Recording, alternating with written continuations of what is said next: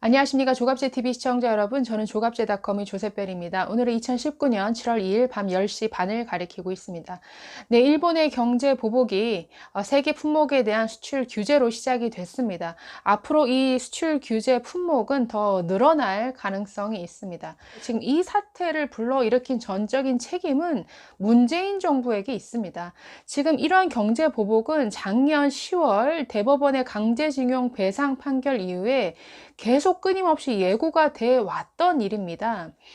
일본은 여러 채널로 지금 이 문제에 대해서 어떤 해결 방안, 뭔가 해결하고자 하는 이러한 움직임이 없을 경우에 우리는 보복할 수밖에 없다라는 것을 끊임없이 얘기해 왔습니다.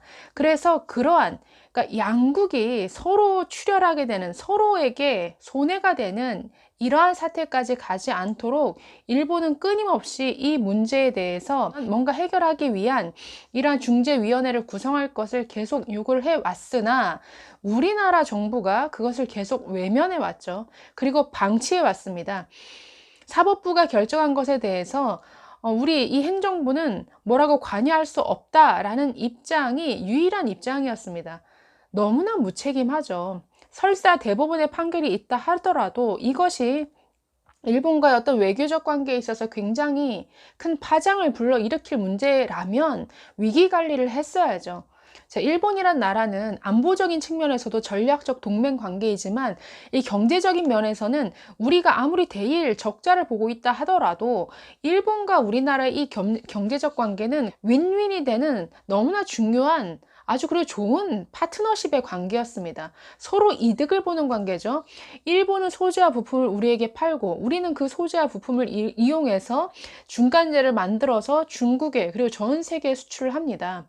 일본, 한국, 중국으로 이어지는 이 동북아 지역의 밸류 체인, 이란 분업 구조가 굉장히 오랫동안 확립이 되어 와서 정말 일본과 우리나라는 경제적으로 정말 뗄래야 뗄 수 없는 정말 상호 윈윈하는 이러한 관계였죠.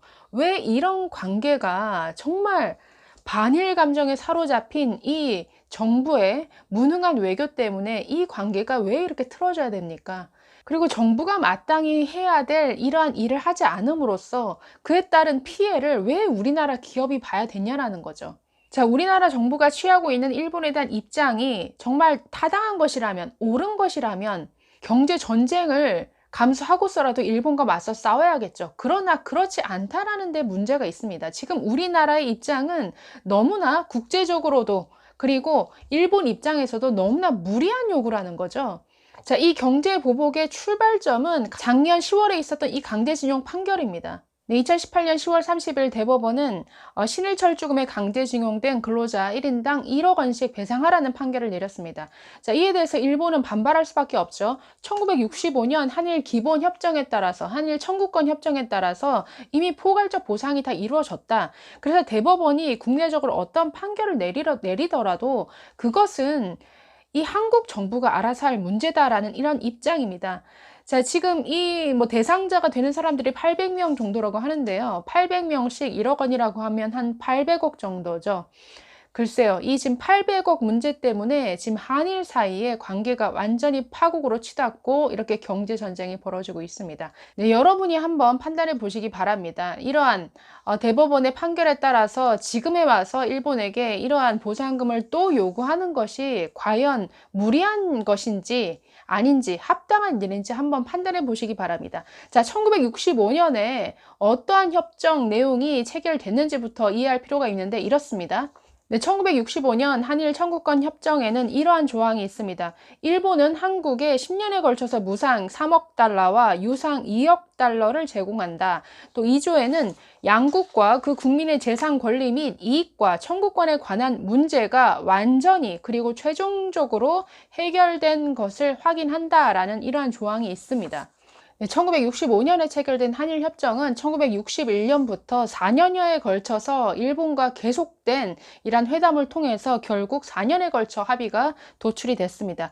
자, 61년 11월에 이 회담이 처음 시작될 때 제6차 한일 회담으로 시작이 됐는데 한국 측은 8개 항을 제시를 합니다. 그 중에 3항에서 5항까지가 주요 청구 내용인데 군인, 군속, 노무자에 대한 미지급금과 사망 및 상해에 대한 보상 문제를 다루고 있습니다. 당시 노무자에 대한 미지급금을 포함해서 생존자 1인당 200달러, 그리고 사망자 1인당 1650달러, 부상자 1인당 2000달러를 기준으로 총 3억 6,400만 달러를 우리 측에서 요구를 했습니다. 네, 처음에 우리 측 요구안에 대해서 일본은 도저히 받아들일 수 없다라는 입장이었습니다. 사망자, 부상자에 대한 보상은 이미 자신들의 원호법에 따라서 처리를 했다. 그리고 생존자에 대한 보상은 전례가 없다는 이유로 거절을 했습니다. 그러나 꼭 보상을 원한다면 각종 미지급금 2천만 달러 정도는 수용이 가능하다라는 이러한 입장을 보였는데 사실상 거절을 한 것이죠. 그리고 그들의 중요한 논리는 이거였습니다. 일본이 한국에 남기고 간 재산, 즉 적산, 그것이 재산 가치가 22억 달러 정도 되는데 이것은 우리가 포기하겠다. 즉 대한 청구권을 우리가 1957년에 포기했다라는 것이죠.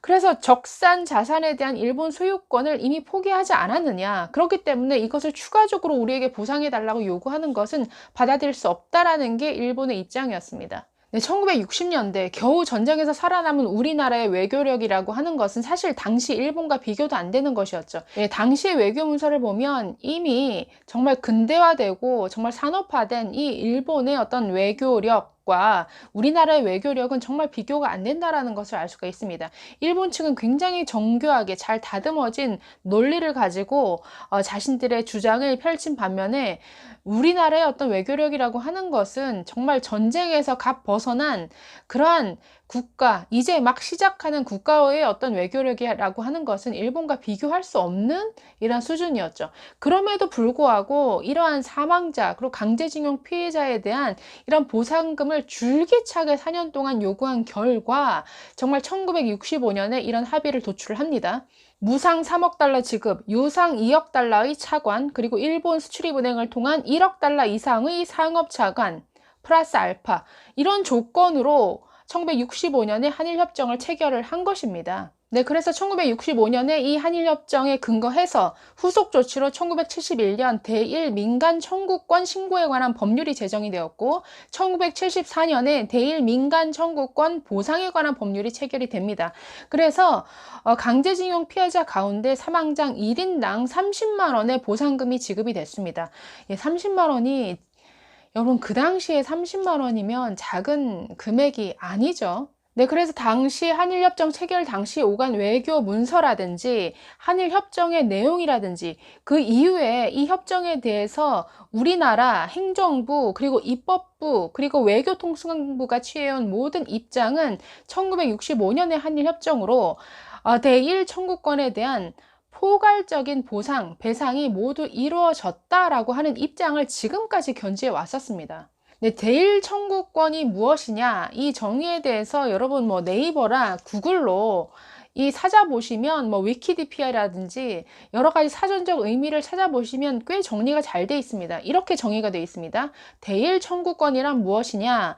일본 제국주의의 한국에 대한 식민지 지배와 그에 따른 물적 수탈에 대한 배상이다. 또 대일 청구권 자금에 대한 정의를 보시면 이렇게 정의 내리고 있습니다.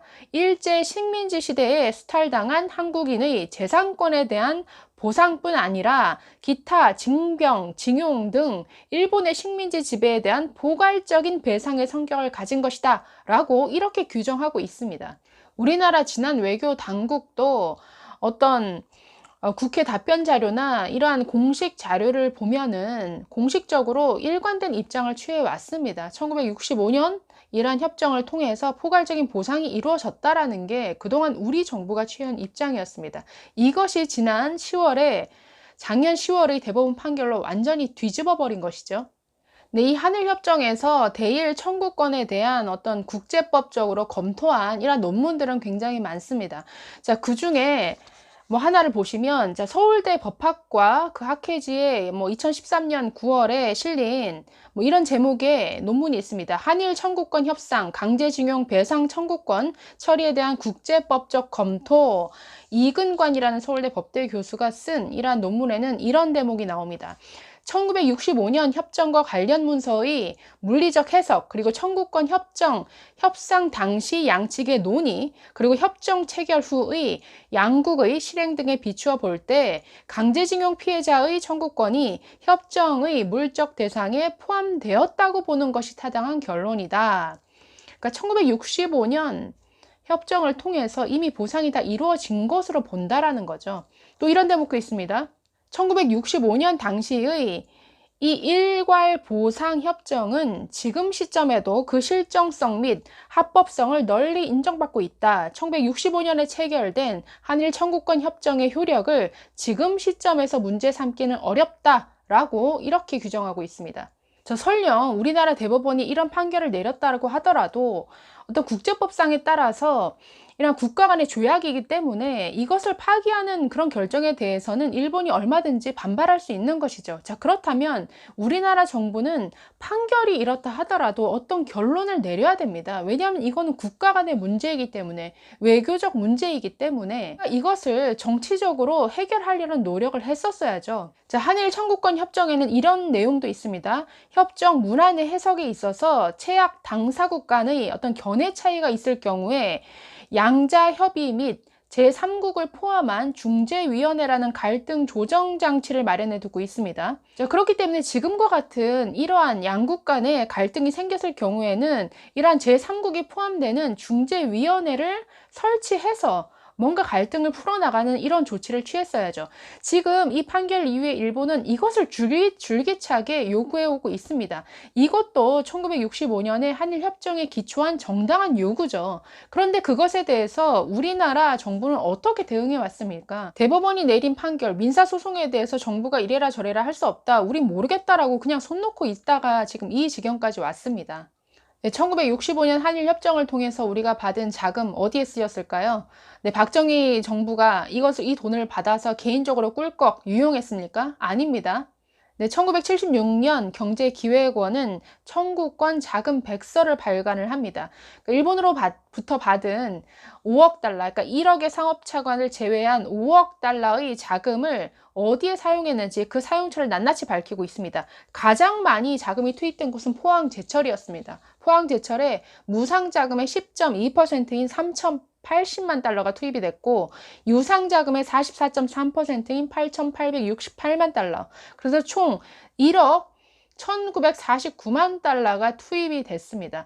여러분, 이 포항제철에 이렇게 자금이 투입이 돼서 우리나라 철강 산업이 정말 발전할 수 있었죠. 철강 산업이 나오면서 그 이후에 뭐가 가능했습니까? 기계가 나오고 조선 산업이 가능했고 자동차 산업이 가능했습니다. 네, 그 다음 어디에 많이 투입이 되었느냐? 소양강 댐 건설에 무상자금의 7.2%인 2,161만 달러가 투입이 됐습니다. 1966년부터 73년까지 공사가 이어졌는데 당시로서는 아시아 최대의 토목 공사였습니다. 네, 이 소양강 댐의 건설로 생활용수, 농업용수가 해결이 되고 해마다 닥치던 이 홍수가 조절이 가능해졌습니다.